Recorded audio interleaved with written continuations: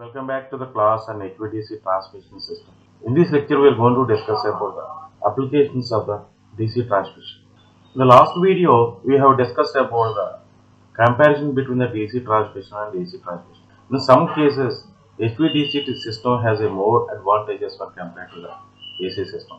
Based upon the advantages, we can use HVDC system in different applications. One is the long distance bulk transmission. The second one is the urban and underwater cables. Third one is the control and stabilization of the power flow in AC tie lines. Fourth one is the enhance the grid stability.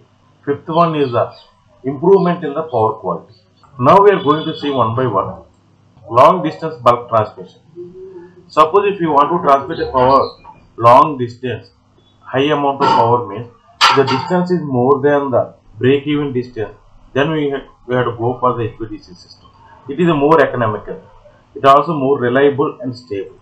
The example for this one is the Pacific DC Intertype, which is there in a United States, which transmit a high amount of power through the 1000 miles from Pacific Northwest to California. Next, submarine cable. The submarine cable also we can transmit a high amount of power where we can use the HVDC system, which is more economical. The example for this one is the North Sea Wind Power Hub project, aim to connect multiple countries with HVDC submarine cable to transmit a wind power. Second one is urban and underground transmission.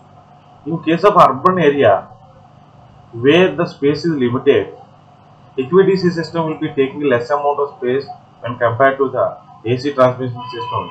So it is better to use the HVDC system, which also transmit a high amount of power without disturbing the city people. The example for this one is the London Cross Rail project, which is used in London, which occupies very less space. Underground transmission system. Suppose if you want to transmit a AC power through the underground cables by means of AC means, which suffers a charging current and transmit a less amount of power and voltage drop in a transmission system. You can overcome all these technical problems if you use the HVDC system. The one project where we are using a HVDC underground transmission means London Underground HVDC system for efficient transmission within the city. Interconnecting the different power grids. Suppose we have two different AC generations that if we are connecting by means of a DC link means, which will be improving the transmission capability and also giving the voltage support, and the technical problems also will be lesser. The example for this one is the eastern and western grids in India. By means of this tie line, we can transfer a power from one system to the another system where the systems are different voltage level as well as frequencies. Nothing but asynchronous generations. Integration of renewable energy, especially in case of wind energy, the power generated by the wind energy is fluctuating also, which is very far away from the real grid. By that time we can use the HVDC system to transmit a power from wind energy to the real grid, which is more economical. The example for this one is the Dolphin and Helbin projects in Germany. Enhance the grid stability and control. HVDC system can improve the stability and easily control. Voltage support. HVDC system is giving a very good voltage support to the two asynchronous systems which are connected by the DC tie line and also improves the stability of the grid. The example for this one is the Pacific DC Intertie helps to stabilize and support the power grid over a long distance. Black start capability.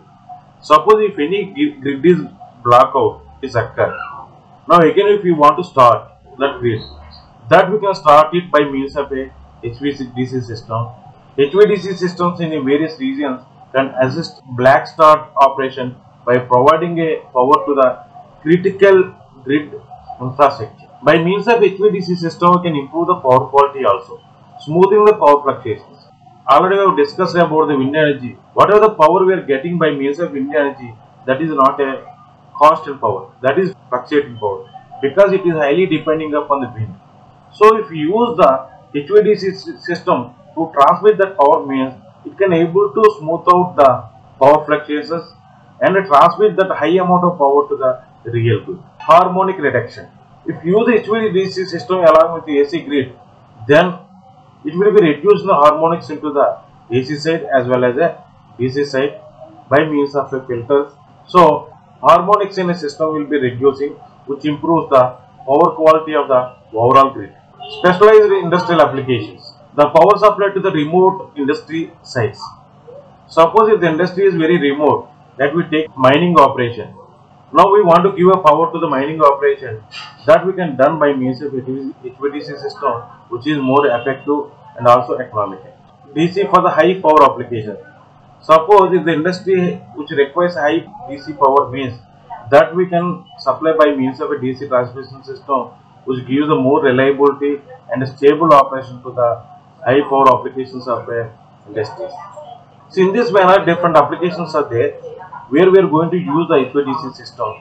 Out of all these, even so many tie lines are there in India. All tie lines are AC. Out of all these tie lines, we are using some DC tie lines. Nothing but the percentage of using of a DC tie lines in India is lesser when compared to the AC tie lines. Nothing but there is some amount of disadvantage where we are not able to replace the AC transmission by means of a DC transmission. In this lecture, we have discussed about some of the advantages of a DC, some of the applications of the DC transmission. Thank you very much.